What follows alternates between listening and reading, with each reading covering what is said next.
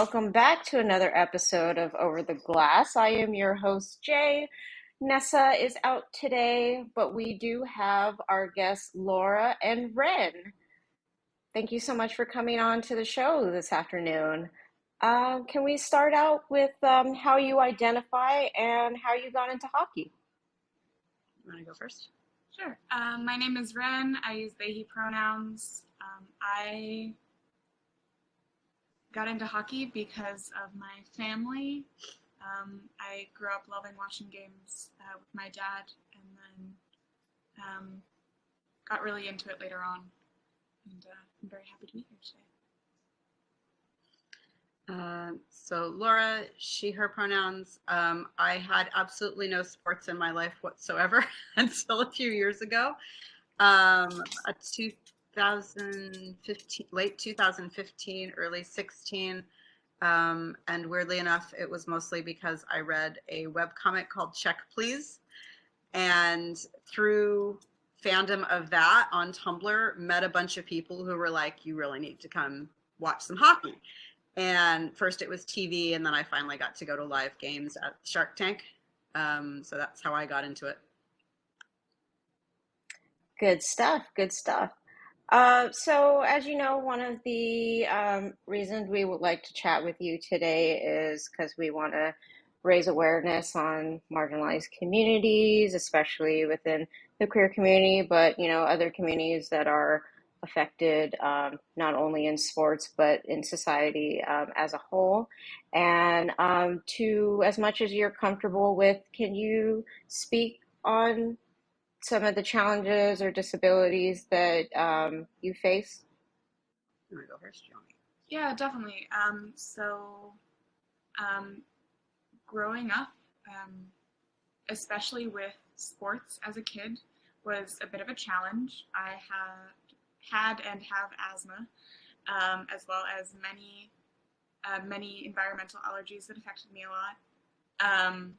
I also had a lot of mobility issues that got worse as time progressed, as well as being hypermobile, which didn't really work really well when playing, heavy-duty sports. I would get injured very easily. I did competitive dance and martial arts as a kid, which is not the best combination for someone who has joints that aren't working properly. So that wasn't a fun time, but I had fun doing it. I always wanted to play sports. It just wasn't an environment that was including me. I wanted to join my friends on the field. I wanted to, go to the dojo. Yeah, to the dojo and do like sparring and stuff. But I knew I couldn't, and that was really hard for me because it was one of the only ways that I was able to socialize. I found growing up that I kind of got ostracized by my peers, not just because of my mobility issues and my chronic illnesses, but because sensory-wise, sports and games were one of the only ways that I felt comfortable communicating in a physical space. So when I was out of those spaces, I was very uncomfortable in my own body, and just very at a loss socially. So from a disability perspective, from a trans perspective, from a neurodivergency perspective, it was very difficult for me to find ways to communicate outside of sports. And then you found recently a dojo that was incredibly inclusive in our area, right? Yeah, finding a dojo that was femme-owned, queer-affirming, was for all bodies, was a huge thing. I had never heard of a dojo that actually wanted to strive to make it more inclusive, consistently. So yeah, the first day you came back from that going, they said, well, here's what we're doing, but here's another way you could do it that'll be safe for you, and let's modify it. And And I was a little startled because they came home with boxing gloves, and which was cool. Um, and so all of a sudden they had that physical outlet again, and I could see the difference. That was something I never had as a kid. I was not able to do sports. I was the kid who went to the library during PE and was told that if I tried harder, I could probably do it, which resulted in at least one ER visit that involved a pool and a lot of chlorine. Um, and so I just kind of got turned off of sports. You know, I watched things on TV during the Olympics. That was, I think, the only time I ever got into seeing any sport was because I was rooting for whatever American team. It was like ice skating. So I knew about ice skating before I knew about Hmm. hockey. I don't think I knew, I don't think it was on my radar at all. My dad tried, you know, Grandpa tried to get me into basketball because my dad played in college just with his, back in New York, and it was fun. And I learned how to shoot a basket, and that was about it because I couldn't join a team. Gave up on dance because, which I do consider a sport, because I was told I had the wrong body. So, you know, it was not, I cheered on other people being happy about sports for a while. And yeah, so it was kind of funny that our whole household sort of came to it all together. And then with that web comic about queer hockey players, we were all reading it. The newest one would come out and someone would yell from upstairs, "It's out, the next one's out." And then all of us would be on our, you know, it was Hmm. it was something we could do together. And I thought that was kind of cool. Yeah, it was one of those things where I feel like we were very, isolated between like me being in school at the time and both my parents working full time. This was something that we could enjoy together. And webcomic became uh, all of us being interested in one singular sport as opposed to all of us being interested in different things. And so we all kind of got to have a shared special interest, which is rare in this household. Uh, Even if I do have a picture of your first live hockey game where we were at a sushi place and I have my Pens jersey and you have your Sharks jersey and you're just giving me this look of utter. I think your dad took the picture. You're Well, just like, why am I sitting with you? I grew up being a Sharks fan because Hmm. I grew up rooting for home teams, whether it was the Sharks, whether it was the Oakland A's in baseball, whether it was the Raiders for, like that's what I grew up with. And to see a Pittsburgh Penguins fan, and I recognize that they have some great players, but like I can't be seen with you, mother. I would definitely love to get into that like a little later, especially what you mentioned about Check Please. I definitely have some stories as well. Um, I did want to follow up on both of you talking about your experiences with getting into sports. I mean, Laura, you're saying that when you were growing up, I mean, there is different time, and nowadays I imagine that your reflection of how Ren can be more included in the dojo that they managed to find. Can you guys elaborate on those types of inclusivity? One of the things that Nessa wanted me to ask you about is from your interview when we did the Hockey Pride project, you spoke about the sensory kits over at the SAP Center, and and she has some experiences with sensory issues as well. And I don't want to speak on them because I don't know in detail, but she was really interested in hearing about your experience at the SAP Center and then other avenues. If you can give examples of how folks have um, created a more inclusive space within sports. That was a big issue for us thinking about going to live games. They're incredibly intense, very loud. And we get the cheap seats and they are frighteningly near the speakers. So um, any sound system, You know, they don't really keep that turned down. It vibrates your seats essentially, and that means it vibrates you. And so we weren't really sure. And then SAP started advertising. I think they posted on Twitter, you know, we have these kits available now. And we thought we'd try it. And you want to talk about what it was like for you to use it? And then I'll... Yeah. So being a person who experiences like a lot of sensory overload, going to any type of live game or anything in a stadium of any sort is terrifying for me. So any stadium, arena, not only do I have intense auditory and light sensitivity, not just triggered by sensory issues, but by migraines as well. Anything like that is kind of a nightmare scenario. So when I found out that they had these kits available, I was like, wait, they're actually trying to include everyone and they want me to come? Which kind of made me cry a little bit. I was like, wait, I don't have to have a panic attack like every time I like enter SAP Arena.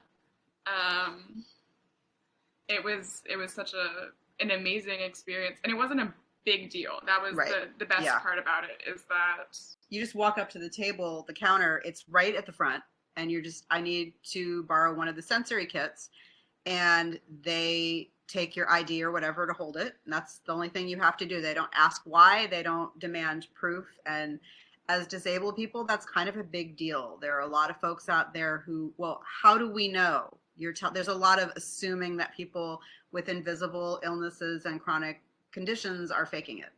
You don't look whatever. And it's very unsafe for us because you shouldn't have to reveal your personal medical information unless you feel comfortable doing so, right? And these are total strangers. So they're just like, nope, we're just going to take your ID. That's fine. Bring it back when you're done. It was great. I'm also an ambulatory wheelchair user and use several other mobility aids, depending on circumstance and where I'm at during the week or whether I'm having a flare-up. I don't want that to deter me from going to a game, right? And so, again, arenas are very... Sometimes they're accessible to a point, but that's the difference between accessibility and inclusivity, right? Actively trying to make people feel welcome in a space. A lot of arenas have one person that's allowed to sit with a wheelchair user, right? Because they assume that you have a caretaker. They assume that you only have a caretaker, that you wouldn't have, possibly a caretaker, a significant other, parents, family members, friends. I want to sit with my friends or my family at a game. So I rarely bring my wheelchair to an arena, which can cause me further harm. When I first brought my chair to SAP, it was an event day. So this was just after the Stanley Cup, correct? Yeah, I think so. So they had just won again, and it was a big, everyone can get things signed, and there are games for the kids, and events for the adults. And, what it was was this the one where you got to meet the guy dressed as a Deadpool? No, that was a different one. So it was that they had gotten to the playoffs and they wanted to celebrate, having gotten that far, and they had an outdoor event. So we went to that first, right? So that's a different event. Okay. But the one that I'm talking about is, so I went in my wheelchair. Oh, because it was easier for me to go. I remember that now. And everyone was taking pictures with the Stanley Cup. Right. The wonderful man who's in charge of the Stanley Cup took one look at me and the utter glee on my face and went, "Would you like to hold it?" Yeah. So there is a picture of me in my chair. Yep. All stars. Holding the Stanley Cup, looking like I'm smiling from ear to ear, but it also looks like I'm about to cry because I'm like very overwhelmed. And everyone else in line was just like, nice. But no one commented on my chair. They had a wheelchair lift available that actually worked for once. I didn't have to fear trying to get up on the stage. I didn't have anyone go, I guess we can, use the chairlift or whatever, which I've had many times. It was All Stars. That's what it was the All Stars event. And Oh, okay. Mm-hmm. that was at SAP. And they actually were in the coordinating section, that building that they had. And it was Philip Pritchard, the keeper of the cup, literally looked over, and walked over and did the whole thing himself. So he got the chair going, talking to Wren the whole time, what's your favorite team? Have you ever seen the Stanley Cup? Just chatting, and then asked if they wanted to hold it. And even with, you could plan ahead so that you didn't have to sit. They had places to sit if you needed to. Did they not have, I think they had a quiet area. Yeah, they had a quiet area, and it wasn't a quiet area for kids. It was a quiet area for people who were experiencing sensory issues or just needed a quiet space, whether it be sensory, anxiety, what have you. It was specifically for adults, which as someone who is both a child with sensory issue and is now an adult with sensory issues, I was just oh, finally it's not full of screaming toddlers. It was even the try to use a hockey stick for the first time, because they let you, go over and try. And when we got there, they looked at Wren and they were like, do you need to do this differently? How can we help? They were just it was not a giant deal. And no one questioned when I got up out of my chair. That was one of my major things. I was people constantly question when I'm in my chair, because they're well, you usually walk. So did you injure yourself? What's wrong? And I'm I'm done answering those questions. Thank you very much. But people get agitated and rude at events all the time, because they're well, you're obviously faking it to get attention. And I'm just I would like to function for the day. You saying all of this prevents me from functioning. Can you just mind your business? So that was to go to that event and not to have everything set up. There was even you could, with the moment with the cup, you signed up and they would tell you when they'd give you some time, in 15 minutes you should be over by the stage, so that you didn't have to go stand in line because that's an issue sometimes. Being in line for a really long time for both of us is hard. So it was just set up very welcoming. And then when we've been to games, there was one time that we were up Wren had a cane that day that they were using, and we were up in the nosebleed section because they were cheap seats. And I forget what it was. You were just having a really hard time, and you took one look at the stairs going down. It's a very steep set of stairs. And we asked one of the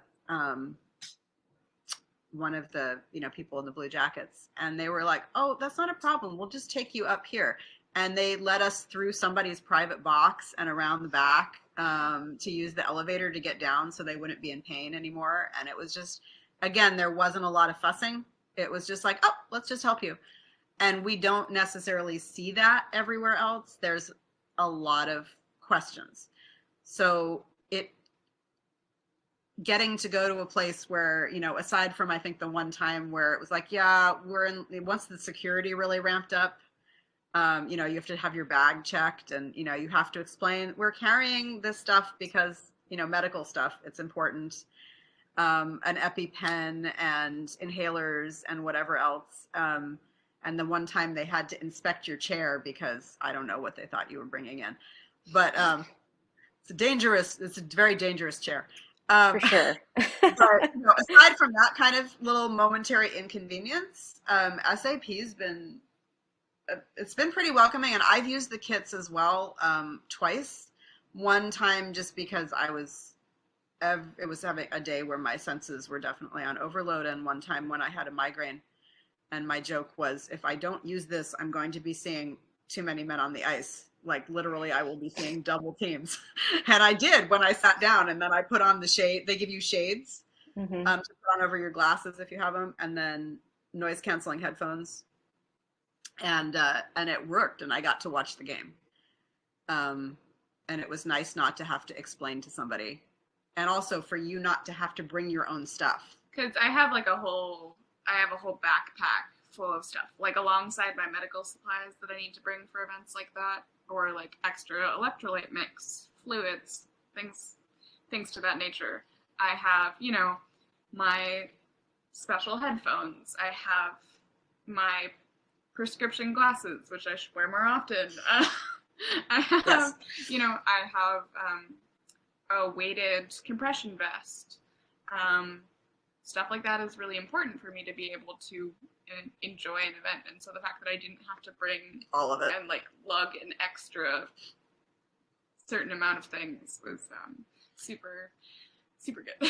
Yeah, I think we've had enough experiences as a family where there were issues or people giving Ren a hard time that it's just nice to know automatically already that when we're going to a game there, that's not going to be a problem. I don't think we've ever really had issues there. Yeah, I don't think we've ever had any issues to that nature there. And one of the things that I'm super appreciative of having our like home arena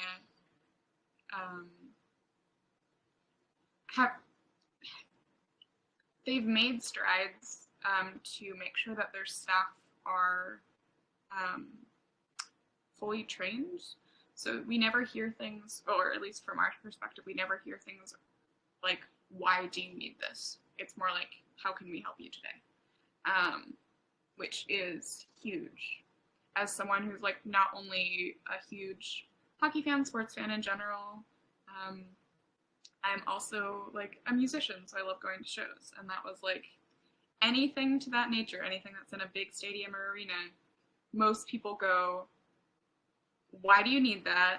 And if you don't need that, we're not going to provide it for you. It's like the bare minimum, like what they're going to do to like documentation. And we have enough of that in our lives where we have to provide documentation to somebody to prove we deserve an accommodation.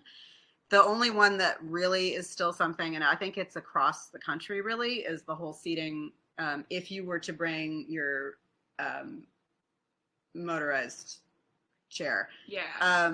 And we needed to use those. The tickets are more expensive. And like you said, you can only have one of us with you.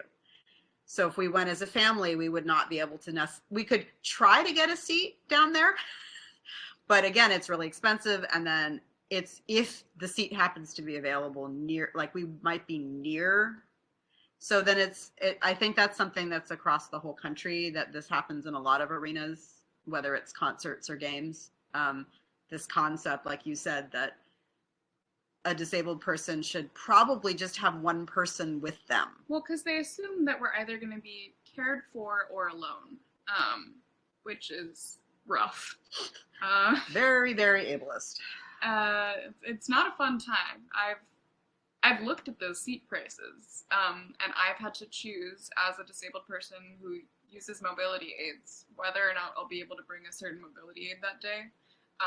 Because like one seat could be, multiple weeks worth of pay for me. And that's hard. I would much rather, watch from home at that point, or, go to a Barracuda game.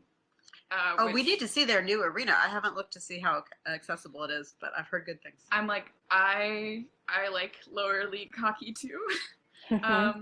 Sometimes it's more accessible because the seats are cheaper, and that doesn't mean that they're not as good. I still enjoy those games. So sometimes I have to make the choice, am I going to go see, NHL or AHL? Yeah. And it's interesting because people would be like, well, why would you want to go to an AHL game when you could obviously just go to a Sharks game? And I'm just like, money.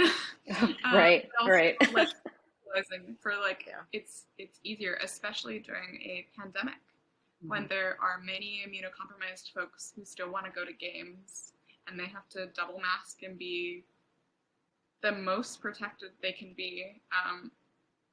It's rough. We have to choose whether or not we're going to risk our health. And people were like, well, if you're risking your health, why would you go? And I'm like, that's sometimes our entire livelihood of like the one social event that we can do for the month is go see our, online friends that might meet up for a game. We've had friends like all the way across the country that we've met online just talking about hockey and talking about disability in hockey, and who can play and how everyone can play. Theoretically, apparently. Theoretically. But it's super important, and it's a struggle to make those decisions. I'm hoping to go to games again soon, but you know, it's winter. It's not just pandemic season. It's flu season. It's cold season. It's everything season. I have some of the worst allergies that I've had in months because of the weather. You know, we got tickets. Your dad and I got a pair of tickets so we could maybe in February, depending on how things are going, go to see a live game. And we would like to get back to that. I think that last game we went to really showed us that, you know, because it was at the beginning of the pandemic, so there was no mask requirement, and we were masked.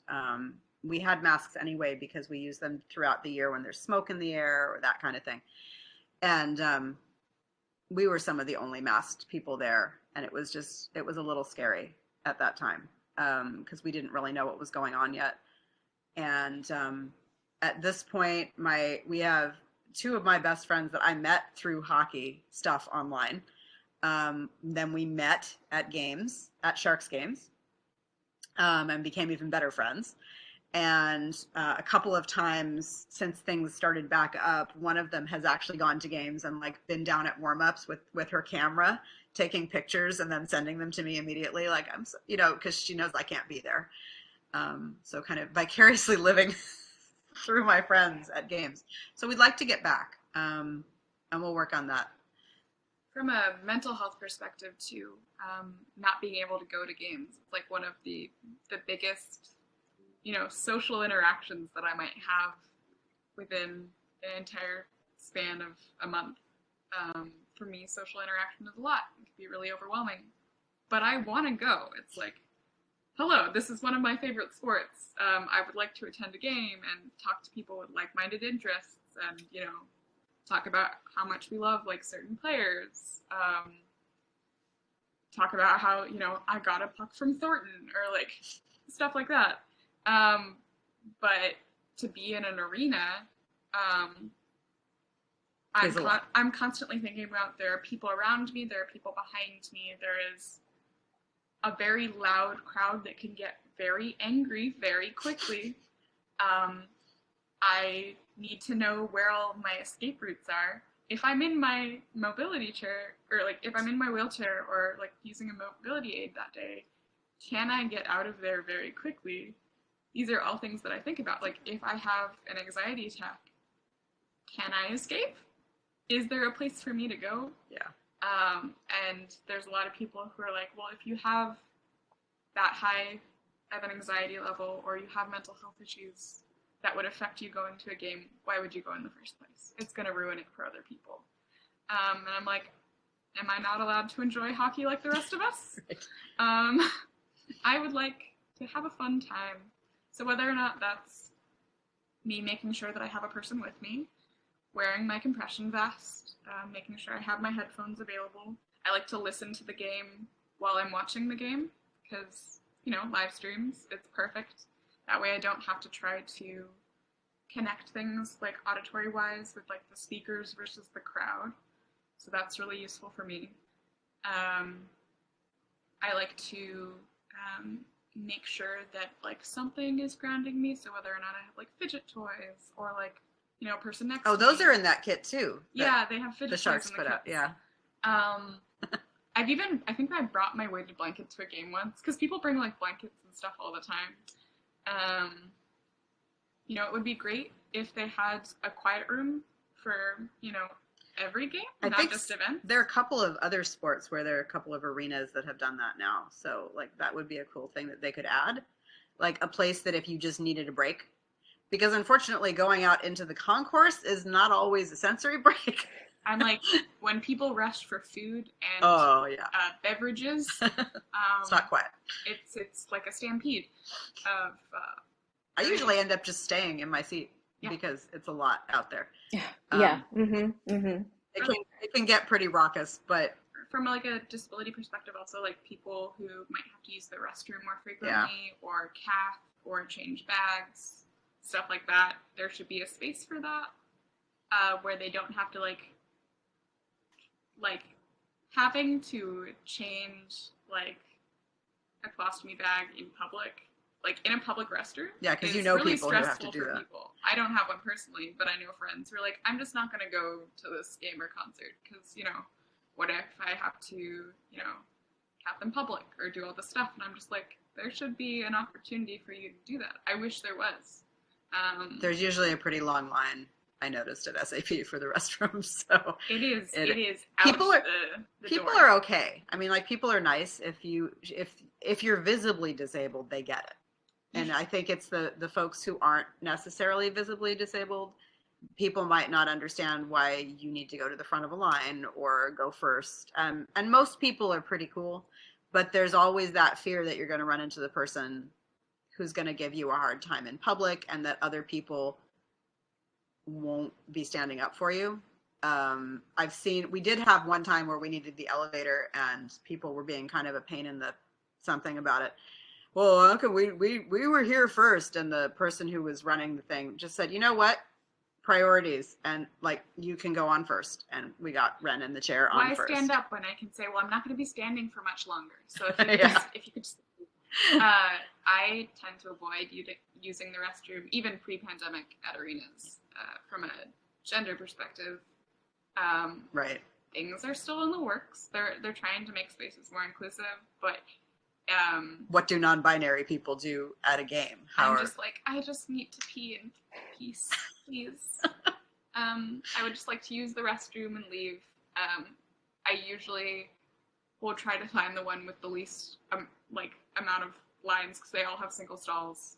That's usually the men's restroom, but people take one look at me and go, and I'm like, again, I just need to go in peace.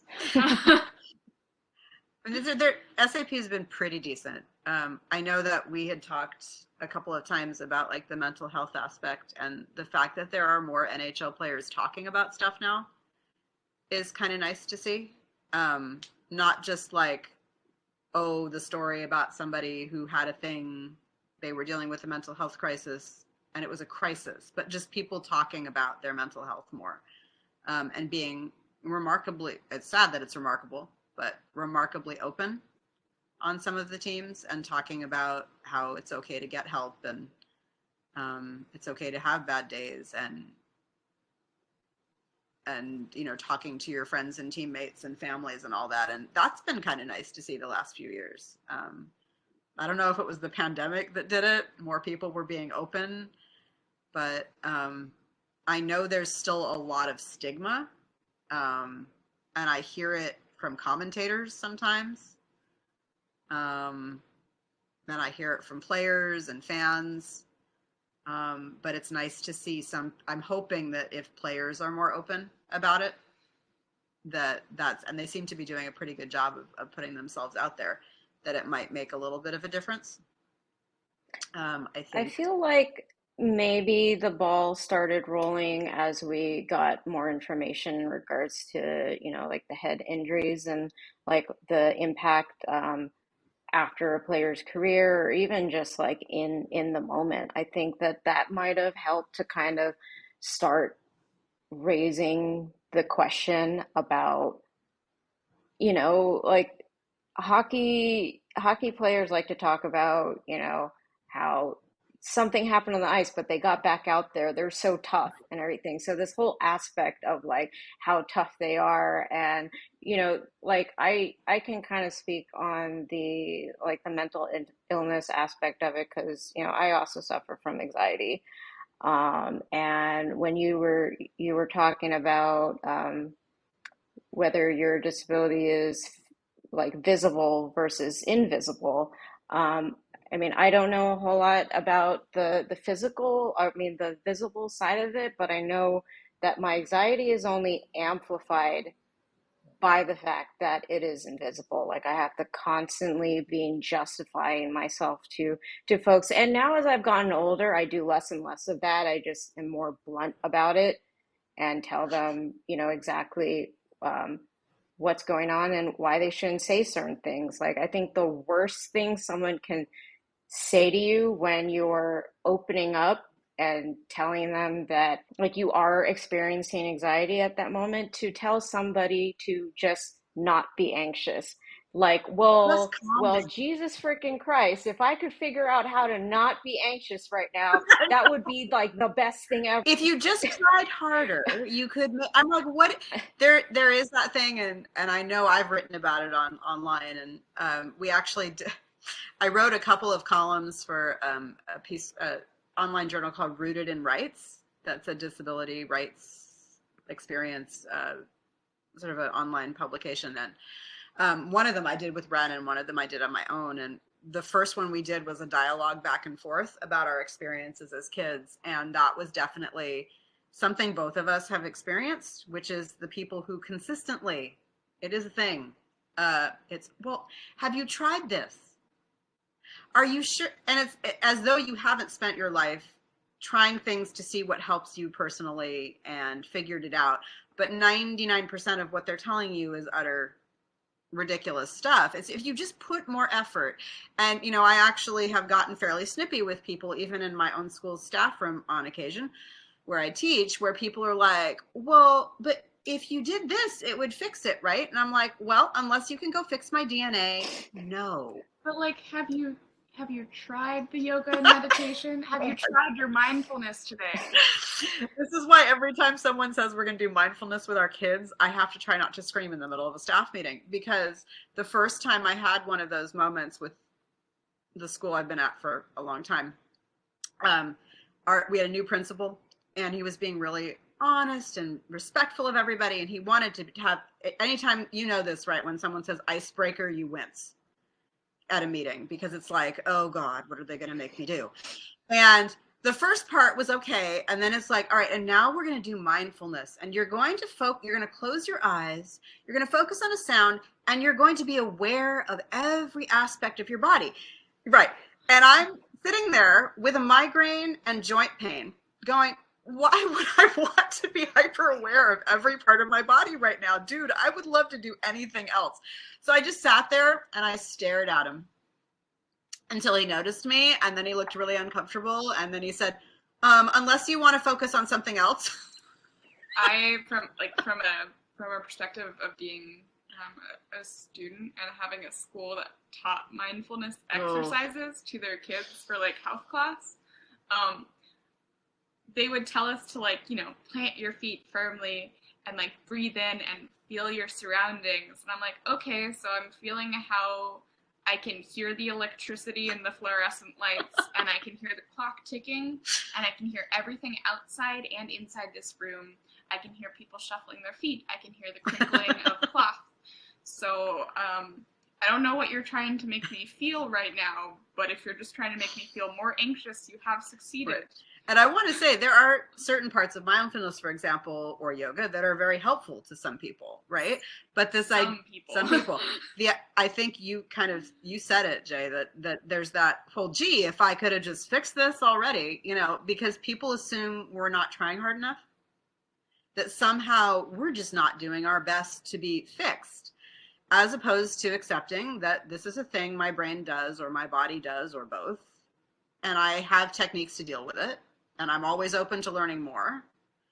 But just settle down and, hey, you could just take a breath and calm down. Doesn't really work. That's not how this happens. And I think there's a tendency, I think that goes right in with what you said about just be tougher, right? This athlete thing of, well, why can't you just try harder and you'll be fine? And I think we've seen athletes, I've heard some of them talk about it, and we've seen the disasters that happen when they keep pushing and keep pushing and keep pushing, and they hit a wall. And then you see two kinds of responses in the press. One is, oh, it's really great they're getting help. That's awesome. I hope that they find what they need and that they can come back in a healthy way and can enjoy the game. And then the other side of it is, well, why are they abandoning their team? Why aren't they putting in the effort? And you're just like, we love sports, but there's a priority, and the priority has to be their health. And I'm impressed that I'm seeing more people actually take advantage of those programs.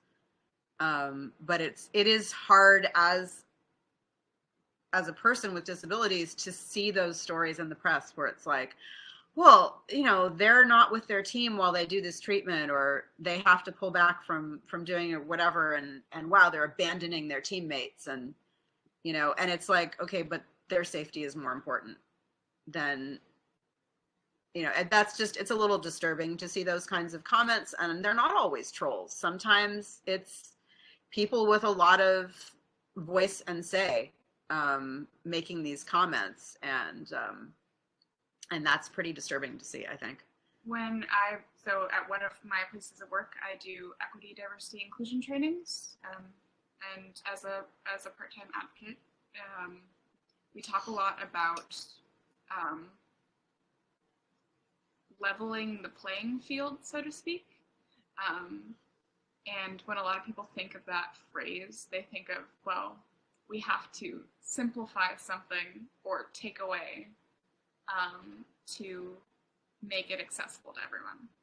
And I'm like, how about you include things so that those people can be on the same level as those other people? And I think that there are a lot of folks and people in management that are just like, well, if we add these things, it's not going to be fair to everyone else. And I'm like, what makes it not fair to everyone else? You are making sure that those people are included and that they have access to the same level of knowledge, the same level of care, the same level of support. And experiences. The same experiences. There is nothing that takes away from other people's time and energy. It is simply including. Making it for all. And I think that's something schools don't do very well still, with PE.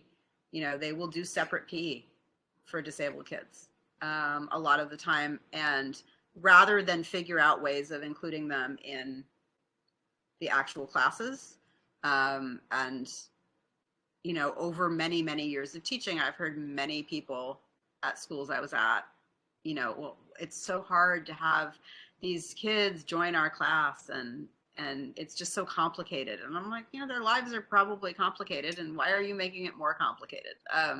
They're students at a school. They should be included. But if it's a university gym that's not accessible, if it's, a school that's not accessible. And so when I see people getting really surprised when there's inclusion, that makes me a little sad.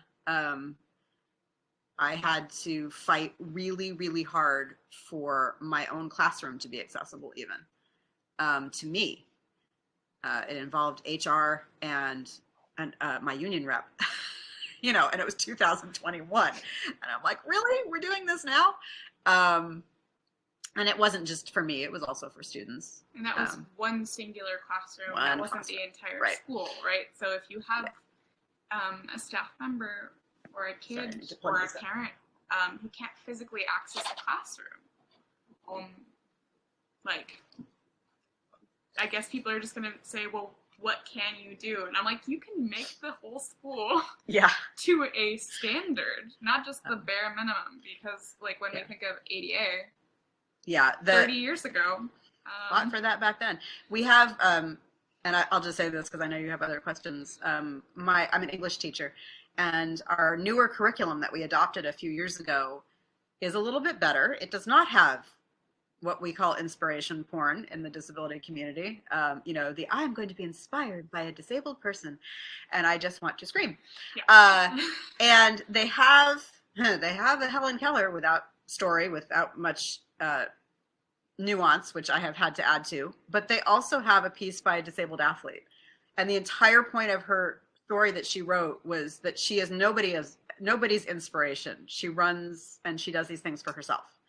And she gets prosthetic legs that are cool looking because she likes them, not because they're going to make someone else comfortable. And I love that that's included now. It gives kids that other perspective of, this is not a person who's here for your education. This is a person who's just telling their story like anybody else telling their story about who they are and what they struggled with.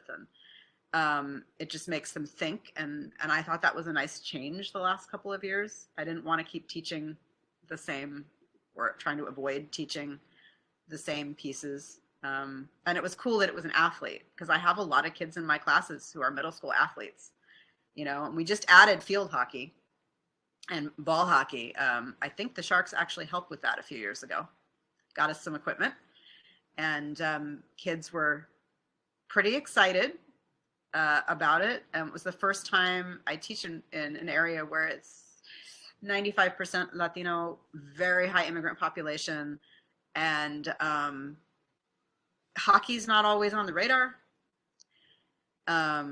And they were really getting into it. And I have one little guy coming into my class every game day with his Sharks hoodie now, because he knows that I high five him after a win. And it's starting to be in their worldview that this is a thing they can enjoy. And that's nice too. I work with queer teens, like ages like 11 to 18.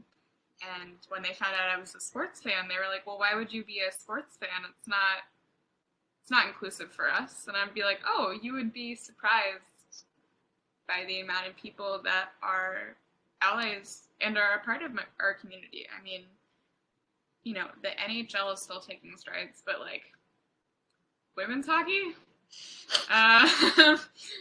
like I grew up seeing, many LGBTQ plus queer hockey folks. I've met many online, and some people like weren't able to, come out while they were playing hockey. Some have come out later. But like having my kids that I work with see not only me invested in something, but invested in the change of such like a worldwide sport is huge to them. They're like, we can be a part of this. Maybe we could play someday. Sharks have been pretty good about publicly being inclusive. I remember I help run the LGBTQ plus club at our school for kids, and once a week at lunch. And I remember a few years ago, I got to show them a Sharks video that the team put out about one of their junior like the kids teams, like the junior Sharks, and that they had a trans kid who was just completely embraced and accepted by everyone, and it was like, oh, really? Okay, we're fine. And how much of a relief that safe space was for that kid. And it was an interview with the kid and the parents and the coaches, and the kids my students were just like, wow, that's really cool. And they talked about, they don't see that everywhere, right? They get harassed. The girls who have short hair get harassed. Are you a lesbian? And it's at middle school level. There's a lot of education to still do because they repeat what their parents say. And so to see that, and this NHL team being like, hey, cool. Like, we're going to do a spotlight on this amazing athlete. And this is part of the story. But part of the story was how everyone was just accepting. And that's why we talk about comprehensive education in our schools and it being included in every single subject. Because we want narratives, everyone's narratives to be included. It's just not the main focus. They happen to be queer, they happen to be disabled. Whatever. That's not like the main narrative of the story. It's just included in that narrative.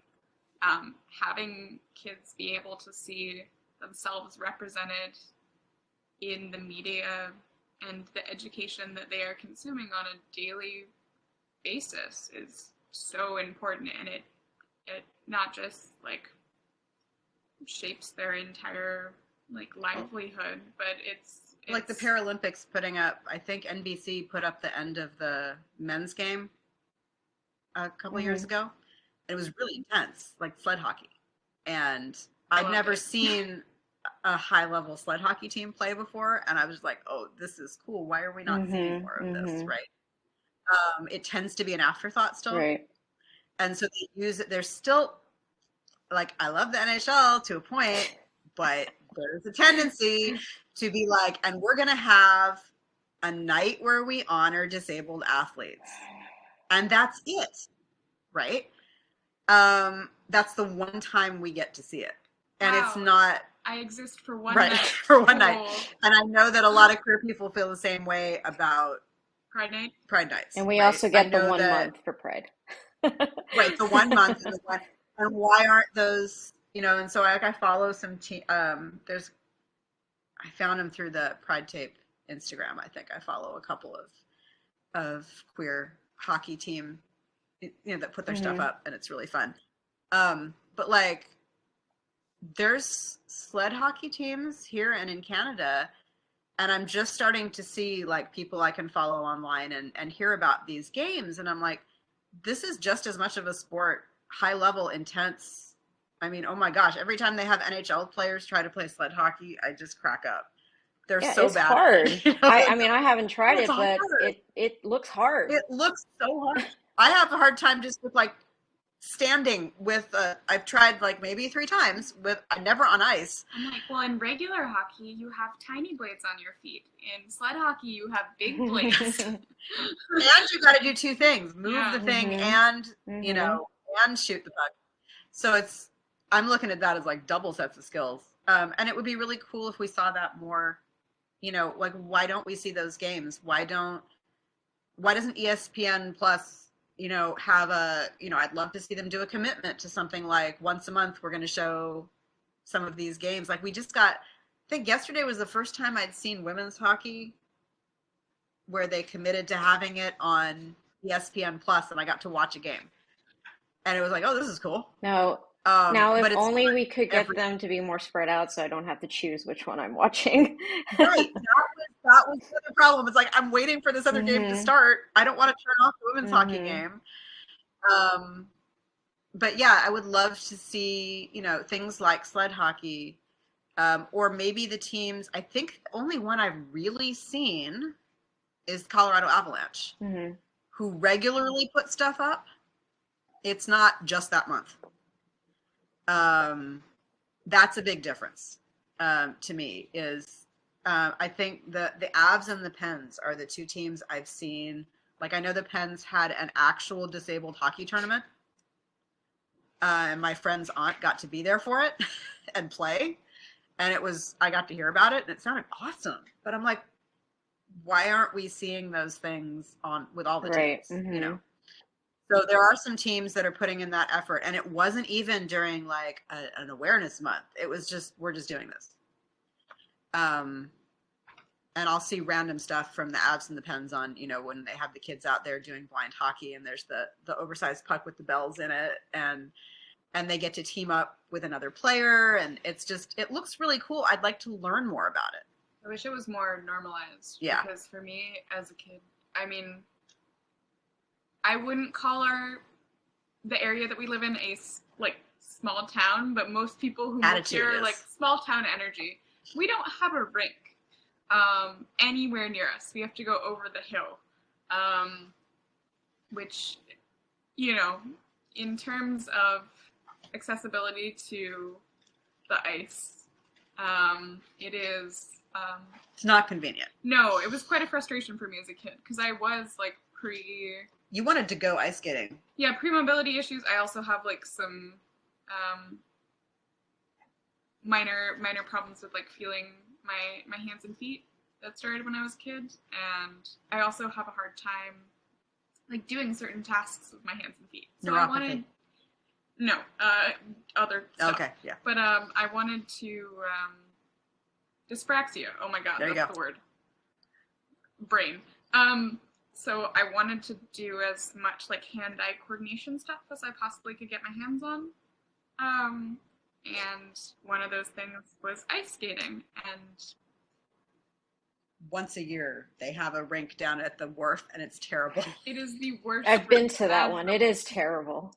It's bumpy ice. Yeah. So I was like, I must be horrible at this. And I think one of the first times I went with my aunt to an ice skating rink over the hill. Oh, yeah. I had a blast. I was like, wow, this is what smooth ice feels like. Imagine if this could be what our ice rink felt like. But I feel like a lot of the kids around where we live are like, well, I could never do that because I don't have access to a rink, or I don't have access to transport, or I don't have access to, you know, an income to pay for that. And I'm like, the fact that we have programs that are starting to be built surrounding kids actually being able to play and to meet players that they might relate to is huge. We have a lot of outreach that gets done with our local teams. Well, the Sharks just did that thing, or they have been doing, because once they got Luke Cunnin, now he's making a big point of inviting kids with type 1 diabetes to meet him after games or before games, and I thought that was pretty cool. There are a few players in the league with diabetes, type 1, and they've made kind of a point of, you know, being very open and honest. And I think he did an interview almost right away where he was explaining how he has a trainer who checks in with him this many times during a game to check blood sugar and, you know, see if he needs anything adjusted and all this stuff. And just, I think a lot of kids just sort of assume they'll never be able to do stuff. And so to meet people who are able to, and that's a big difference, because what a lot of education does is, oh, they overcame it. And it's like, no, you don't overcome it. You live with it, and you figure out ways of doing things despite it. And so, like, for you to do stuff at the dojo, they've modified what you're doing so that you can do it. So I'm it's like, hi here, still disabled. Right. I haven't overcome anything. No. I have overcome the fact that, you know, I couldn't do these things, but now I have a place that's accessible to me. You overcame ableists. Yeah, but like, still disabled, still here. Please don't erase that side of me. I've had a lot of people call me a hero, which I'm like, what do you mean by that? Which they get really quiet about, because then they don't want to talk about disability. They just want to call you like an inspiration or whatever. And I'm just like, so I don't actually inspire you. I make it more normal for you to erase that part of my identity. And I'm like, that's rough for me to hear, because I exist. It makes me feel like more of an imposter when people say to me, like, well, you know, you're disabled, but you're one of the good ones, which is so messed up. It's like, you're disabled, but you're not that kind of disabled. I'm like, what do you mean by that? And they don't know, because they don't know. I think we're seeing more, I mean, it does seem to be getting more into, like, I've seen, and I guess it's a lot of the marginalized people who are starting to write about sports. I think that helps a lot, because they're going to see those other perspectives. So you're getting people writing about, like, the Luke Cunnin stories, or writing about that one story we saw earlier this last year, I think, about all the 6 or 7 players who are colorblind. Yeah. And how they had to adapt things on their teams so that they could play. And then they were all startled and surprised to meet each other. Like, oh my gosh, you too? And I know that feeling, the oh my gosh, you too thing. Because you're like, oh, it's not just me. Having to deal with a thing with my body that nobody else gets. Oh, you too. Seeing a hockey player that ended up being diagnosed with postural orthostatic tachycardia syndrome, I was just like, wow, it's not just me? Cool. I too sometimes have to sit down so I don't faint. I relate to that. And he was able to get the help that he needed. But, you know, from my perspective, you are more likely to get diagnosed with a chronic illness, disability, find out that you need to have like a dietary restriction, allergies, what have you, if you're in sports, because there's more like high quality testing that is accessible to players. Right. And then you have, you know, and they do it regularly. Right. And then you have mainstream like access to health care or lack of access. And I think that was a Penn's prospect, if I recall correctly. Yeah. One of the rookies, and I don't remember if he got into the baby Penns or not, but when they diagnosed him, he went to the same place that you went, which was Mayo Clinic, and probably saw the same doctors. Minnesota is real big on It's hockey, really cool so that makes sense. that they have that there. But and then I think he went back to Sweden and finished getting, a workup and treatments that he could use and techniques, and then is playing there. But it was kind of exciting to see someone. It wasn't like, oh, you're never going to play then. He isn't playing in the You're US. going to get the support you need. That's like, we talk about high support needs versus low support needs, and like what that means. A lot of people used to say like higher low functioning, and I'm like, that's a mess. What we're talking about is what do you need and how can we best support you, which is part of sports all the time, even when we don't talk about disability inclusion. Mm-hmm. So I think it's becoming more talked about. Even food allergies. I think I don't know if I said it on that other podcast, or the filming, but I kind of quietly keep track of NHL players with food allergies, because if I were a kid again and knew that there were people and they're being accommodated, like their teams literally have a setup, whether it's a team chef or a coordinator who makes sure that the hotel they're going to stay at has somebody who can make food that's safe for them. My parents had to bring food to every single event I ever went to. I have to bring stuff to every single event. My job has a little get together. There's going to be nothing on the table I can eat. I had a separate wedding cake. It's like, this is my life. And so to see stories being told in the press about a team that's helping out one of their players who has food allergies, just coordinating it to make sure they're safe and they don't have to do anything, I'm rather jealous. Like, oh, cool. But to see that they're a high-level athlete, that's pretty neat for me, because I didn't realize that there were athletes with food allergies when I was a kid. I was told that my allergies and food allergies meant I could never do athletics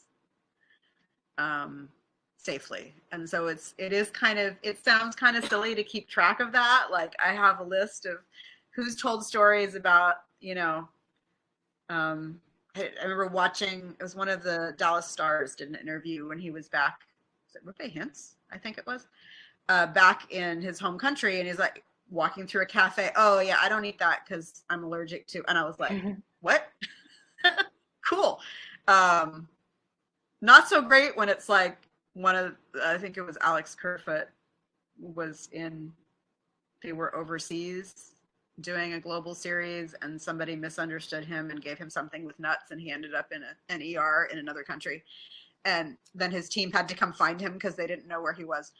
And then he's fine and he played. But like, for those of us who've dealt with anaphylaxis before, and it's like, somehow, I don't want anyone else to have to deal with it because it sucks. But it was interesting, again, it makes you feel like, okay, we're not the only ones. And he's telling the story because he knows there are other people out there going, oh, yeah. It could be a bad experience, but it's a shared experience. At least it's a shared experience. And he talked about how his team made sure he was safe as much as possible and all of that. And this wasn't his team, it was a restaurant. And I just didn't know that people got to do that. I mean, a lot that you guys have elaborated on. I mean, it's the intersection of identities. You've got like the queer aspect of it, as Wren has talked about, and in my own experience as a non-binary person, it is frustrating to notice that there is not a bathroom that has me in mind. There's which one am I going to be safer in today is like at the end point of it all. Mm-hmm. And then we talked about like mental illness and the situations that come about where, I mean, we all have experiences where I feel like we end up having to try more to like not be a burden on other folks. And it's great, like as you talked about when the example that you had, within sports, and then, in your own life where folks will just go about it and help you out and not make a big deal about it. I think those are like the best moments because I know my anxiety gets ramped up when I do feel like people are seeing me as the burden. Like, why can't you just be normal around all of us so we don't have to deal with all Mhm. these extra things? It's Like you're mm-hmm, accommodating them instead of the other mm-hmm. way around. And then, on the like ableist level of, I mean, what you guys were mentioning, how now life is a bit easier than what you've experienced in the past now that there's more accommodations and folks are willing to help you out.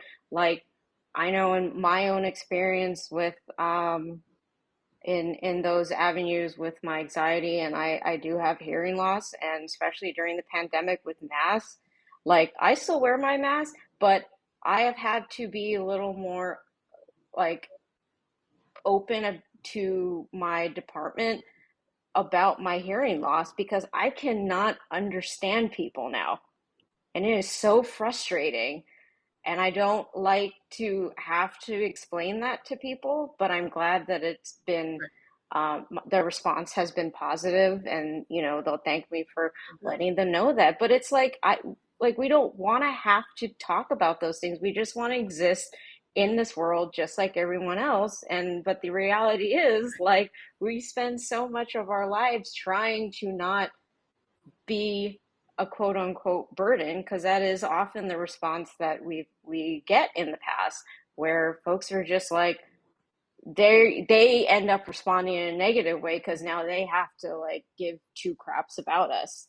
They feel Yeah. like they have to do Mm-hmm. something versus you. And I know for me, one of the things I've run into, and I would love to see arenas do more of this in general, and big events in general, is just make it a universal design concept. And I know there's no such thing as universal accommodations because everyone needs different things, right? So my immune system needs people to be masked, but you also need to understand people. And so, like in my classroom, we have a speaker system. So I have a mic at all times during, I tend to use it most classes, but specifically in the classes I know I've got hard of hearing students and kids who have processing stuff. So I use it most classes. Um, and that's just set up, and nobody has to say, oh, it's for this kid or Yeah. that kid. Mm-hmm. It's just a thing I do so that anybody who needs it, or closed captioning. Um, something I have done online, a lot of us in the disability community will gently poke NHL team admins on Twitter and Instagram about, hey, if you're going to put a video up, closed caption it. So, like, I love the fact that Steve Dangle does his podcasts and his stuff, and then he has a team of volunteers who then come out with the version with closed captioning the same day. And it's, again, there's just a couple of teams that are doing it on a regular basis, and I always make a point of thanking them because it's not just hard of hearing people, it's also people with processing issues and people with dyslexia and people with who are English learners. Like a lot of my students do better when they can see and hear what's going on.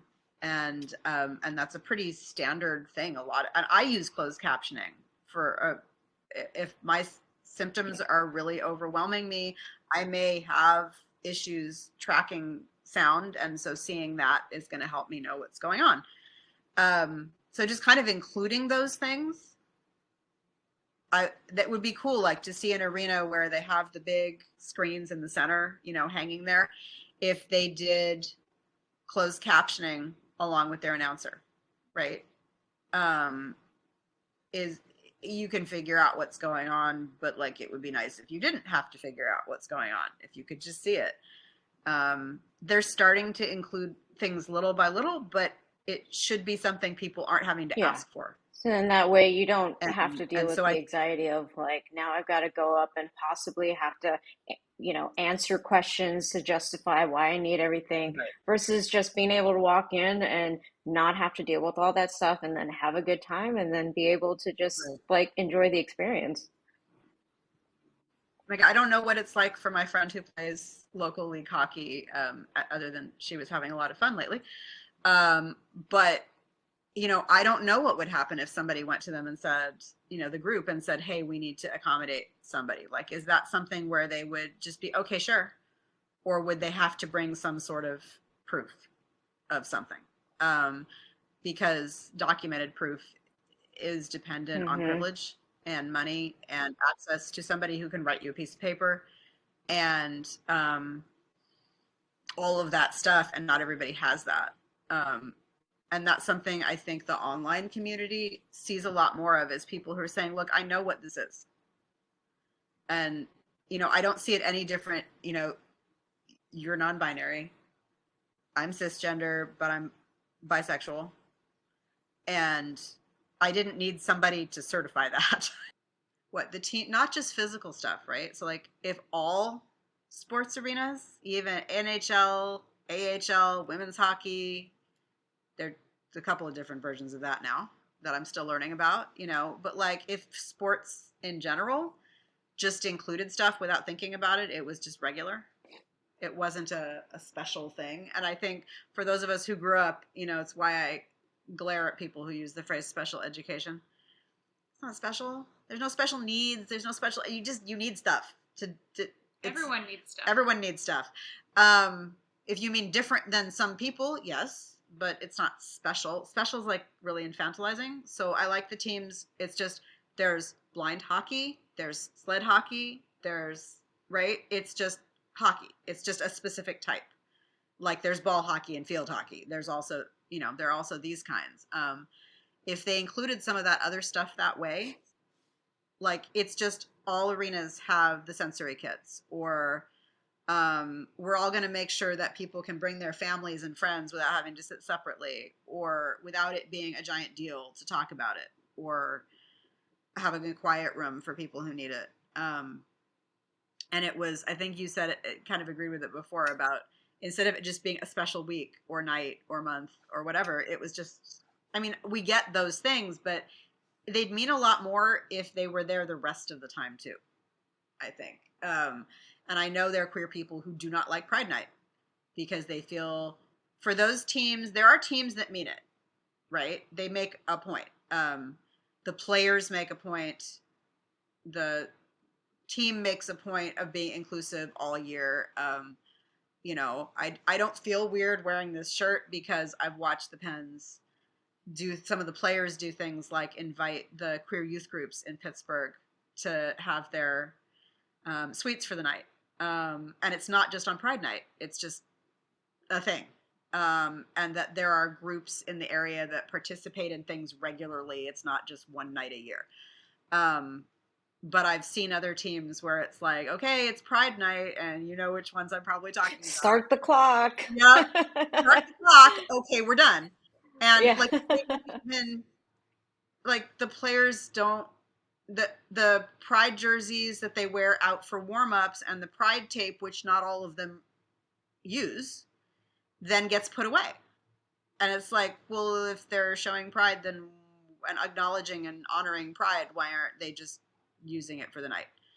And they won't acknowledge, homophobia in the stands, or, anything derogatory that's being shouted, which gets shouted a lot.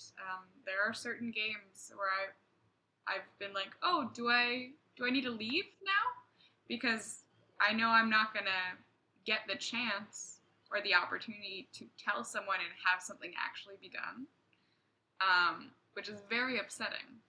And I also, from the perspective of being a hockey fan and watching players react to that, because they can hear sometimes what's shouted, and them not being able to do anything about it, or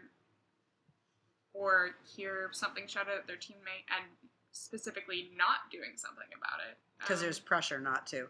And statistically, we know there are queer hockey players. I mean, it's not just that women's hockey has statistically a whole lot more of them.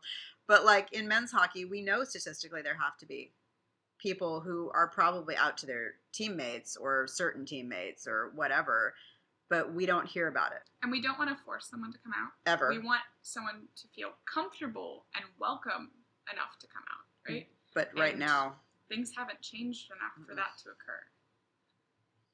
And one Pride Night doesn't do it. No.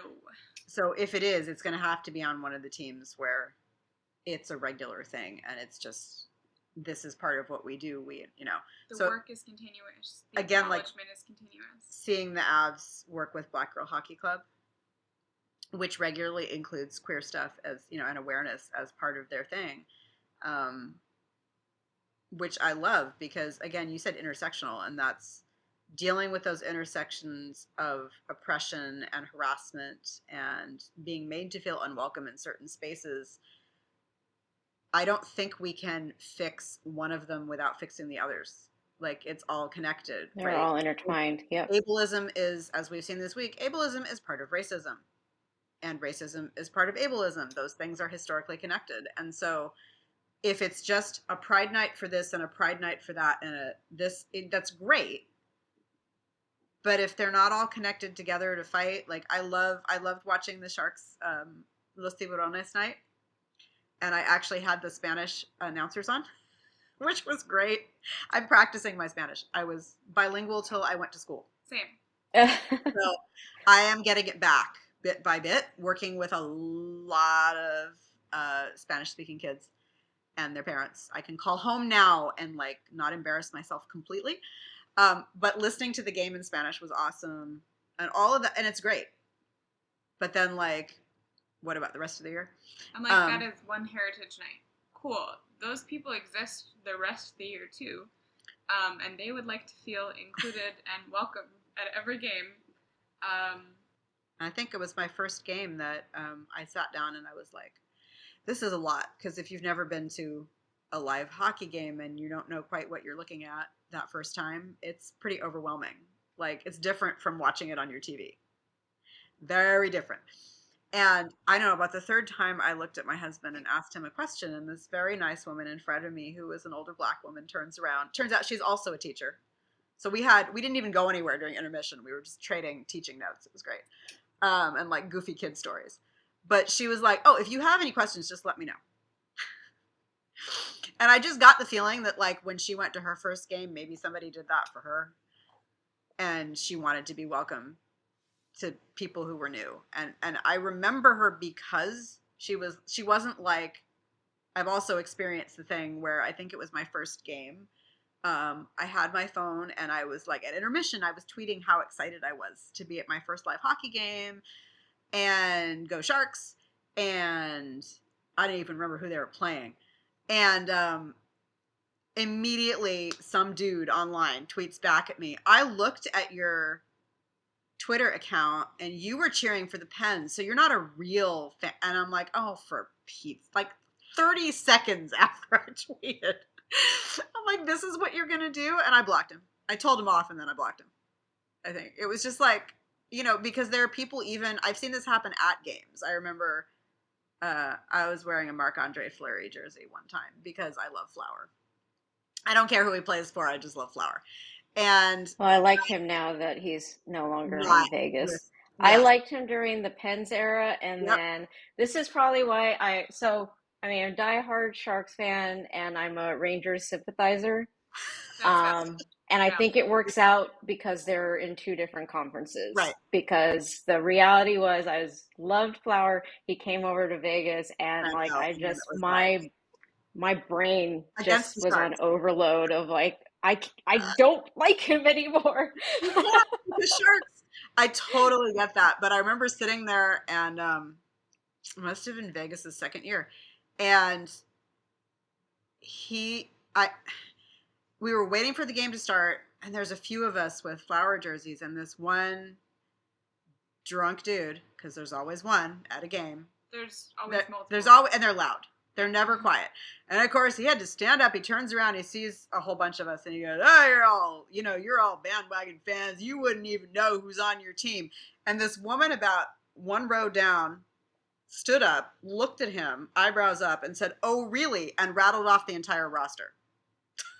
Just like stared him straight. And everybody starts cheering for her. She got like a standing ovation, and he was just like, and sat down and was like really quiet for the rest of the game.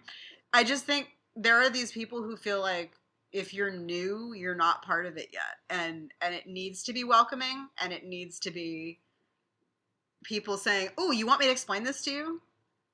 Right? And I see it online where people are, they know they're starting to see who they can ask questions of, like, can you explain this thing to me in this game, like what happened? And people aren't necessarily making fun of you, right? They're like, oh, I can explain it, here's a link, right? And I really, there's some podcasts that do that, and there's some YouTubers that do that, and I really appreciate it that they'll explain it, because like we're all new at something at some point. um and that's part of the welcoming. And if you haven't had access to it before, yeah, I didn't know stuff because I wasn't around it um as a kid growing up, and so it was all new to me in my late 40s.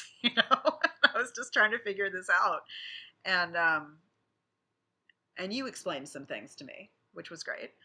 uh but going to live games, I needed to know what I was experiencing, and I had a lot of questions, and I still have questions. One of my favorite things that I discovered online was that people were not just like talking about the games, but people would take specific clips from the broadcasts and give them video descriptions. And not just video descriptions, but like definitions of like the plays that were happening in the game, like a full-on play-by-play and the explanation of what those plays were. Like, if I could get paid to do that, that would be Yep. my perfect job. I, yeah, I don't understand people who gatekeep the sport. I mean, why would you not want to bring more folks into it? Right. And when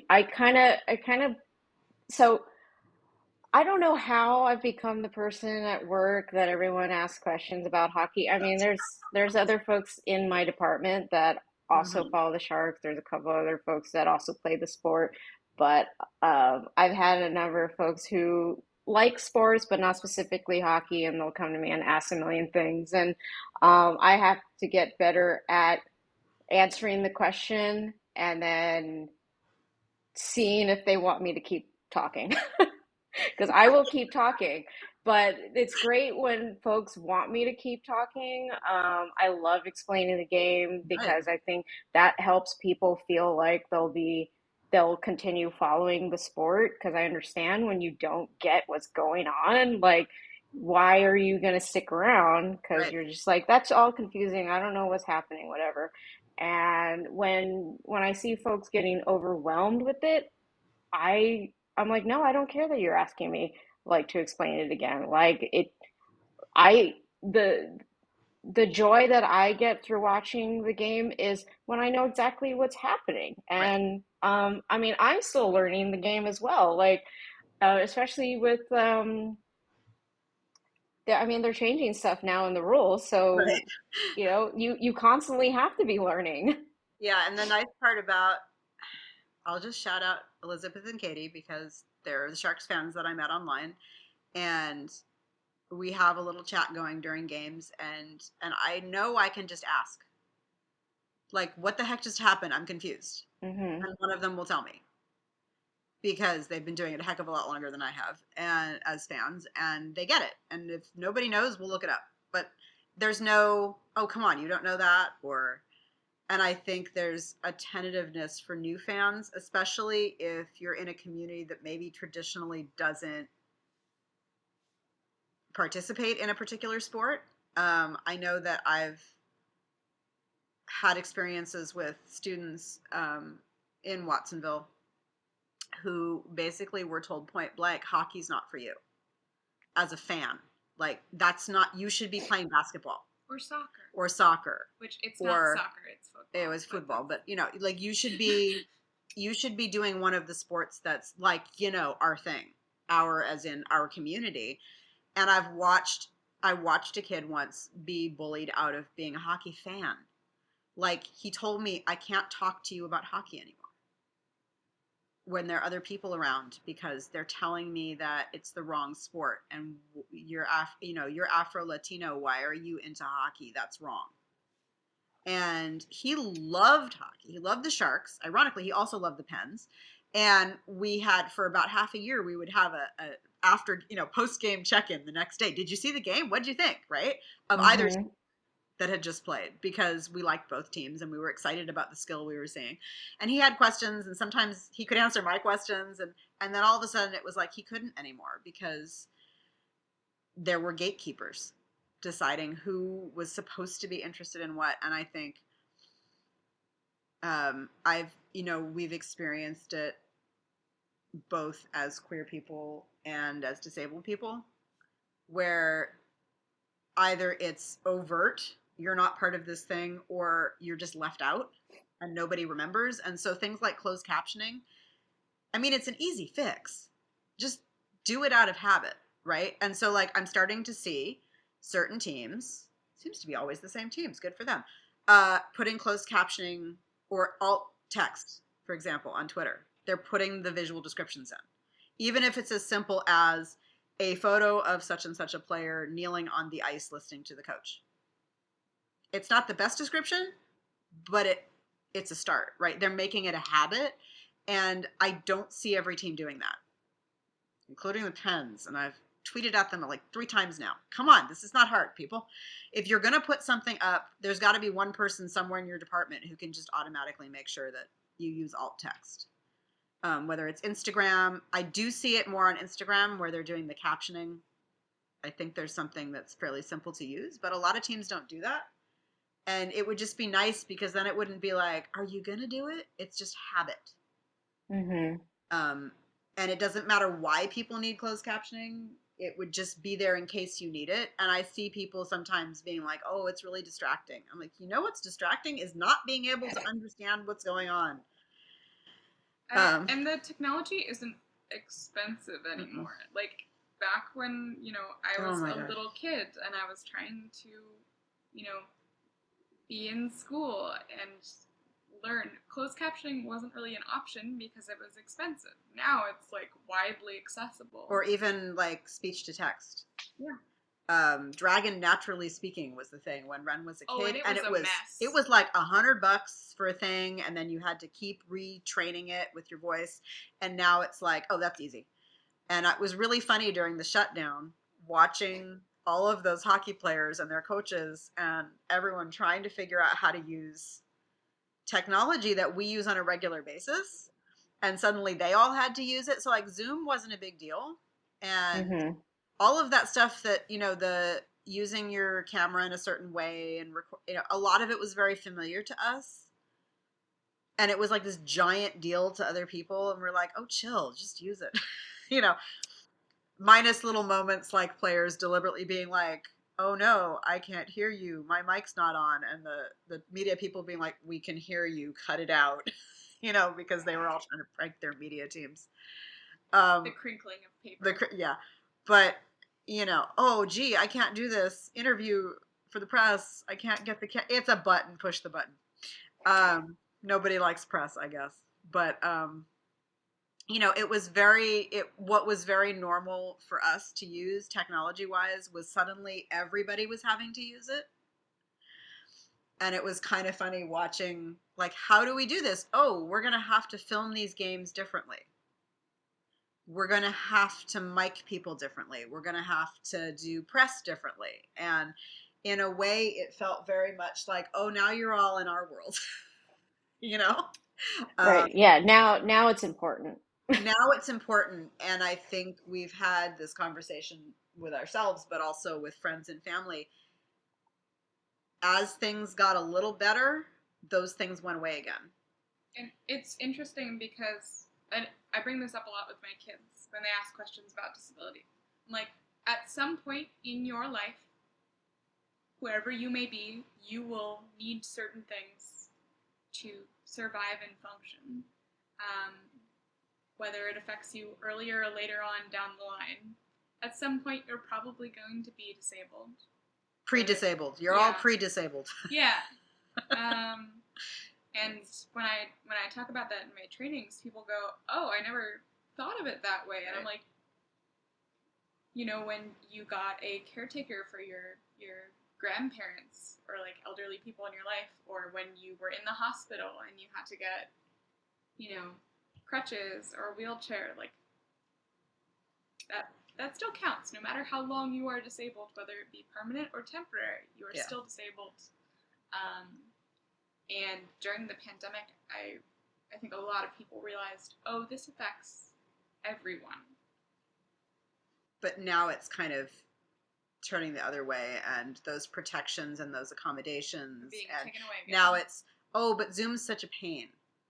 It's not, or you hear the, yeah, but the fandom online, that's not really a community because they're not in the same room, or You know, it's so much more real in person. right. And yes, but that connection online, as a hockey fan, I'm gonna be blunt, if I had not had my friends, this little group of us, and I had not had Black Girl Hockey Club to be an accomplice with, it would have been a very different pandemic lockdown for me, because I was very, very isolated, and I lost. I was a performer. I was a musician, and our album that we had to stop for the pandemic is finally coming out in about a month. But I'm not able to sing with them anymore. I can't perform in public without masks. I can't be in a small space singing with people in rehearsals, and I lost what was my thing that kept me going for my regular job of teaching. And so while I was isolated at home, I needed something, and to find that community and be part of it. And I still have I do, when there are major events online, they're still doing events online. The book club is online, and I love that. It's mostly the same little group of people, but we're reading these books that Black Girl Hockey Club recommends, and having conversations about them, and it's people from all over the place. And that was formed because of the pandemic. And some of the self-care events that Renee Hess and company put on, and they made it really clear, like, this is for everyone.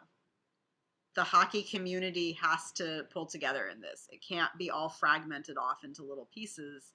There's a major focus on supporting Black people in sports and people of color, but everybody has to be helping each other. It also has to be about queer people being included. It has to be about Jewish people being included. It has to be about all these other groups. And it can't just be one thing, because we're all connected. And there are people who are parts of many different communities together. And it's not like you can ignore part of your identity. That's why I always feel weird at like certain Pride nights, because I'm just like, so one part of me is being represented, but like, what about the other parts of me? Are those parts of me going to get treated the same on this night? Like, do I have to erase that side of myself? Am I allowed to talk about it? Because some people get very huffy when you try to bring up multiple facets of your identity in one context. And I'm like, how can I explain myself without including all of myself? Because our experiences as a disabled person or as a queer person are also informed by other parts of our lives as well. And so I think you hear a lot of pushback in the queer community about, oh, well, this is about being queer, it's not about racism. This is about being queer, it's not about being disabled. And it's like, but all of us are in the community, so you can't make us pretend. It's like you can't ditch half your community or your identity. Like, we're everywhere. Like, most Pride nights, especially with sports, are run by white, cis, gay people, which is really weird to think about from my perspective, because I'm like, the most people at risk in our community are like BIPOC, like trans femmes. Like, I would love to see a day where trans people, Black, Indigenous, people of color, like, feel welcome and included in hockey. Do I think we're there yet? No. I wish we were making more steps. I think there are certain teams that are working to do those things in little pieces. I think it's hard. Just generally, I've noticed in my over 50 years of life that it's kind of hard to ask people to just like change things really quickly. Human beings react very badly to it. They get into habits and patterns, and asking them to switch those patterns and habits is, I mean, we all know changing habits and patterns is hard. As someone who struggles and needs routine, I completely understand. Right. But like having someone actively work on that, even in small, tiny amounts, and acknowledging that that work needs to be done is so important. That's, I think, that's for me, because there are all these teams that are, you know, have had these really questionable decisions the last couple of years, especially in the NHL. It's when my dad was like, well, why do you cheer for certain teams? And I'm like, I have to admire the players, but also at the same time admire the team. And if the team is making public decisions that are really disturbing to me, it's not a team I can cheer for. And so I was very grateful to see the Sharks doing things actively, publicly, talking about things, making a point of, we're going to get people of color in our organization at certain levels that maybe weren't there before. We're going to ask people to be involved in the design of the various awareness night jerseys.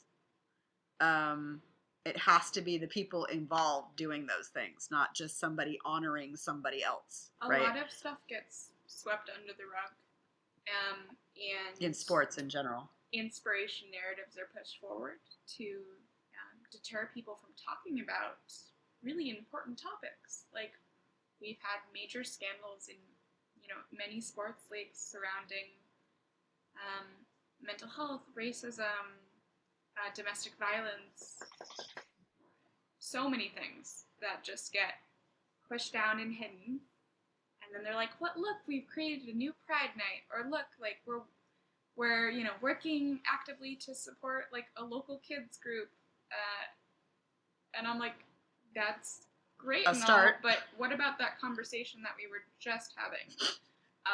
Short-term memory issues. You recognize it as a media scandal that needs to be, you know, taken under control, and I recognize it as an opportunity to learn and acknowledge and work towards a, you know, a better sport. Like, I know, like, the Seattle Kraken aren't perfect as an organization, but I was kind of impressed with the fact that they made a giant point of, like, this city has a lot of different kinds of people, and we want all of them to be involved in the design of things, in the running of things. I got a kick out of the article the other day about they do the salmon toss. I don't know if you've seen this. The Pike, we've been one time to Seattle, and we got to see the Pike Place fish toss in the market. And the fact that they literally were like, they put the conversation up. They literally wrote it out like almost a little script in the article. And it was like, how can we include people in this? Okay, well, salmon's really important to the local indigenous nations here. Let's ask them. And I'm like, good job. That's a big moment right there. Instead of just, we're going to honor somebody, let's bring them in. And it was like, okay, how do you see this? Is your perspective the same as ours? What do you think we should do? How can you honor and respect someone if you're not including them? Right. And on top of that, they're having those local nations, the artists, actually, the artisans making those stuffed fish that they're throwing, so that it's a local business and an indigenous business. And they're changing the type of salmon every season to, like, I love that. about you know, nature and how it, and I'm just like, this is really thoughtful. And I think we see a lack of that in a lot of sports. Even seeing some of the anti-Semitism that's going on right now, like with some basketball players, I guess it is. Or like, and it's not new, you know, it's definitely, none of that is new any more than the homophobia and transphobia is new, or the ableism or the racism. But the fact that it's in a headline because we hear more, we see more, because people are interviewed on TV and they're interviewed online, and it's much more visible. And it's making, as Black Girl Hockey Club says, it's get uncomfortable. That's the thing. And people have one of two responses to that. They're either like, okay, I'm really uncomfortable. How do we fix this? or they do the I'm really uncomfortable and you're doing that to me. Hmm. And then it's about their own discomfort instead of trying to solve the problem. And there's a lot of non-apologies that I see.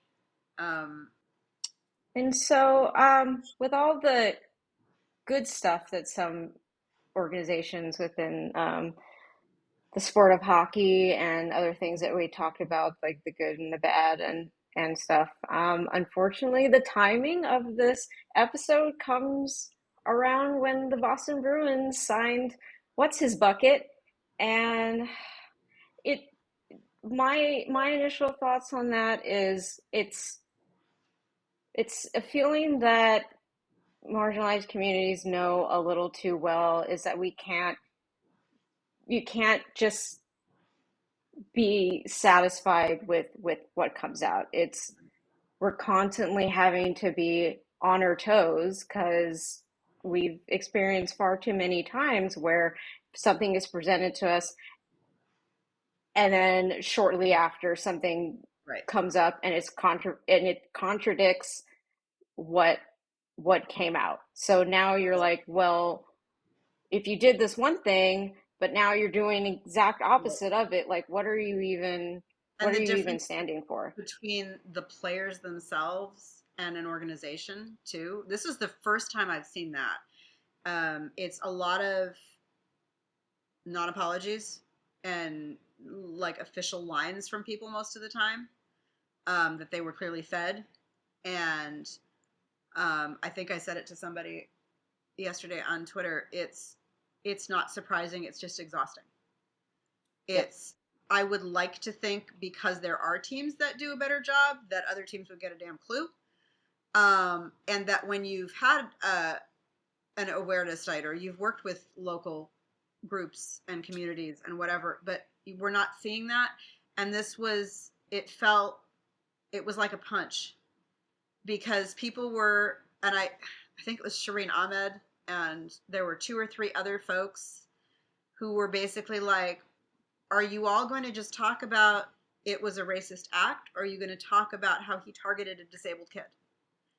And that it was And not years. just a one-time thing. Yes, Yeah. it was years. And so every disabled or black kid or otherwise marginalized kid who was targeted in school because they were different sees that story and their little explanation attempt.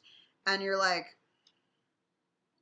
yeah, okay, so you're just going to pretend like some of this didn't happen and do some sort of, restoration of his character when there was no apology. And when you've been harassed or assaulted or both because you're different, that kind of attitude just stinks and it hurts.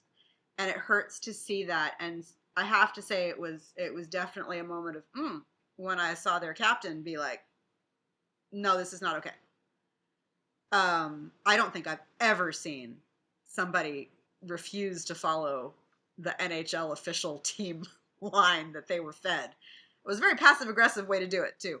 Um, but like it keeps happening. It's not like, we're going to do this, we're going to do that. We're going to, they chose not to work with the Hockey Diversity Alliance um, as as the NHL and as a whole. And I have my issues with that group. They just started opening it up to, oh, right, we also need women and queer people and disabled people. I'm like, yeah, you could have done that at the start. It's going in a good direction. But like the NHL said no, and we can see why.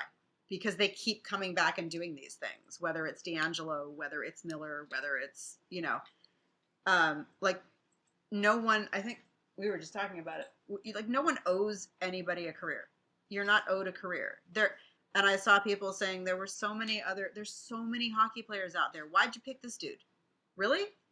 There was nobody else in the entire, you couldn't find anybody else who wasn't like a convicted criminal of hate crimes?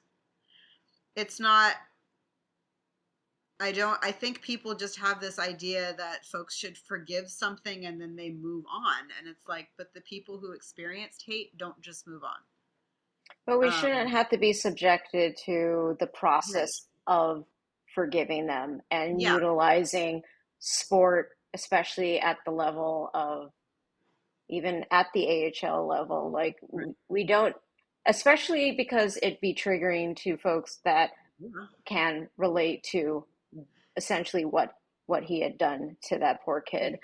And I mean, playing at that level or in any aspect of it is a privilege, and we don't need to be subjected to this redemption story Right. for this abuser, and instead use that energy to actually preach what you supposedly are trying to do with inclusivity and You diversity, see, and this is that not was it. their that was what their captain said, right? Like this doesn't match what we're trying to do. And I can see where that would be incredibly frustrating to make a commitment to do something and then like have your organization just be like, "Oh, we don't care." Yeah. It was very disturbing that that was the attitude of the team, that they felt they could just, it didn't matter. And the letter that came out, I have to say this before we have to wind it up. The letter that came out from his lawyer was really disturbing because it was like, I here's read all a these. little bit about it, I, and I was just my like, first, as the parent, as a disabled person who's the parent of a disabled person, the idea that he was directed to work with disabled kids were not a lesson for anybody. And I couldn't read it. Like it physically made me feel ew. Ill and Mm-mm. anger and fear for those children. Should he learn better? Yes. Do those kids deserve to have to be in a room with somebody who did those things? No. That's A, not safe, like, don't and B, use them for your benefit. right. These are all these like the checklist of things that essentially is only there to benefit him. This is Right. not, you're essentially I just know a trying person, to, hmm say he knows a person who thinks he's cool now from a community. And I'm like, that's not how this works.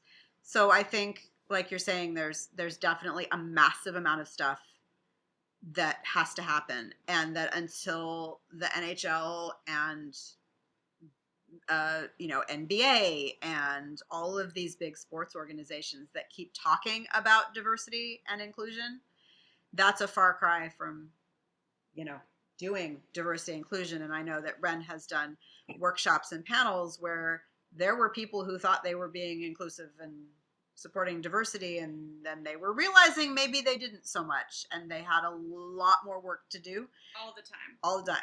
And I think sports definitely has to keep doing that. It's not a one and done, I had a thing and now we're done. They're going to have to keep, and there has to, like you were saying, it has to include the people that they're talking about. It can't be, that has to be, the reach out has to be to the marginalized communities, and they have to plan it, they have to run it. They can't be on the edges of it being a passive recipient. They have to be included in the process. And I think some sports are there and a lot of them just aren't yet. So make the effort, bring people in. right. They're going to be the ones to actually make that change. And I think that's what we would really like to see as fans, as is that that movement, because there's a lot of people out there who clearly don't get it, and I can't we're not, it's not our responsibility to educate everybody.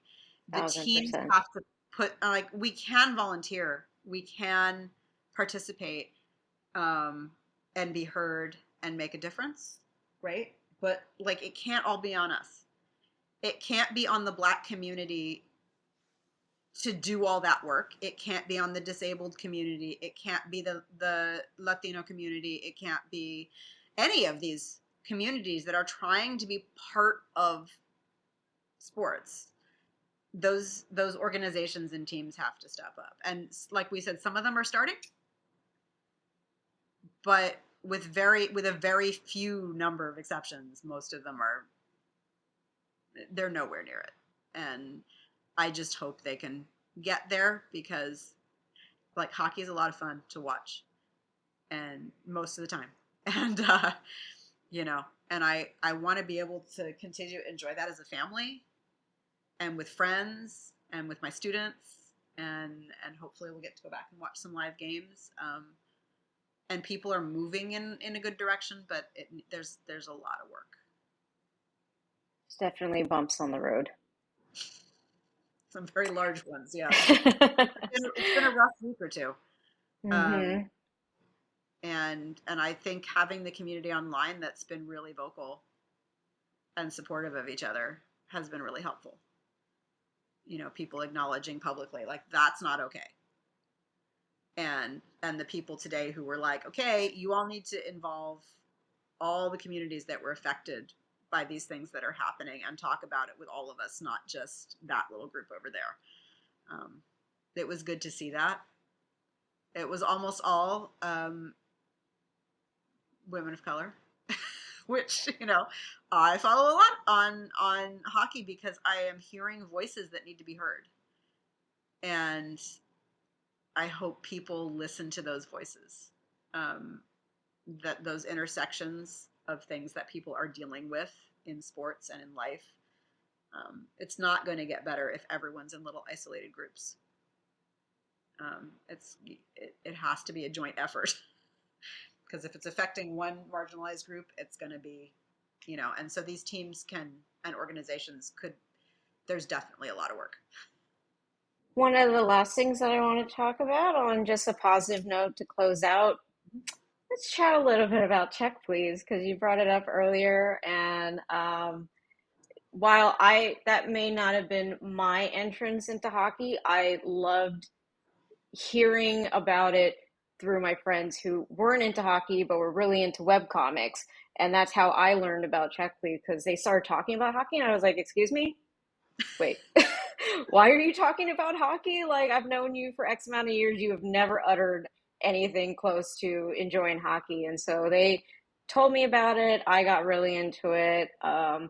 Like initially was just like, oh cool, this is a hockey webcomic, and then you learn that the main guy is actually queer, and you're just like, okay, I instantly love this thing even more. And like in a nutshell, loved the fact that it wasn't the main focus of Right. the comic. It was just like perfect world. We want to just have these stories included, but not in a way that it needs to be the center of the whole thing. There Because were at the end of the day, like our identities are just a part of us. It's not necessarily who we are. We don't, but that's the thing that comes at the forefront as we are trying to make change in the world. We have to be out and like open about our identities. And it's kind of nice to just be able to read a comic and just be like, imagine that. and I love I think for a lot of queer folks reading about the characters who had friends, who had support in this little, because so much it's found family. And I think Mm-hmm. for a lot of us, found family is really, really important. And to see that in that story and the author promised the entire way there will not be a sad ending to this story. And I think for those of us who grew up on TV shows and comic books where it was always a tragedy to be queer, to know that this character was going to be okay, to have that sense of humor in there. It wasn't perfect. There were things along the way, right? But it wasn't going to be a disaster and everybody's dead at the end, And it was done with good humor and kindness and an incredibly goofy sense of humor, and um, it gave a possibility, I think. And now I'm seeing young people the age of those characters in the hockey world coming out, right? There's a couple of prospects who have been out from the beginning. And I think a lot of people talked about that comic Mm-hmm. and a lot of people bought the books. And it wasn't perfect, but there was a diversity of characters, and it wasn't always their differences that were the point of the story. Like you said, each character had a lot of things about them that were interesting. Yeah, I had a couple people ask, what are some things that you would recommend for someone who likes hockey? And I've also had, queer kids who have been like, I would like some queer representation for, my age as I go off to college. And I'll tell, both of those groups, here's a webcomic that you might enjoy. I won't tell them necessarily about the intersections of identity that happen in the comic, but just that it's a safe space to land. Yeah, I like that. And a nice read, honestly. I mean, you know, you got Beyonce and Pie and really good hockey. Yeah, I think the Found Family was what got me, though. Just, yeah, I learned a lot about hockey. It was my entrance into hockey because I started having these new friends of mine online explaining who these characters are based on in real life, because Jack was pretty much based on Sidney Crosby. A little bit, just a little bit. History nerd part and everything. And I got curious, and that was how I found the Pittsburgh Penguins, and then I found the Sharks. So, you know, I think the fact that it was about a community that was there for each other, it was very refreshing as a queer person to see that, and it wasn't. And even the parts about characters with anxiety, having a character like Jack who dealt with anxiety and people accepted that. Or Biddy being smaller than the average hockey player. Like, yeah. I related to that a lot, being smaller than a lot of my peers. So it makes a difference. Yeah. Well, on that note, I'm glad that we could end on a positive, and I also want to say that I appreciate you both coming on today to talk. Well, it would be us if Nessa was here, but you know, in a sense, us, and you know, sharing your stories, and hopefully, you know, we can start seeing more change in the sport that we love, that doesn't necessarily love us as much as we want to. Yep. And I hope you guys have a good rest of your day. And with that, I am your host, Jay. And thank you again for listening to this episode.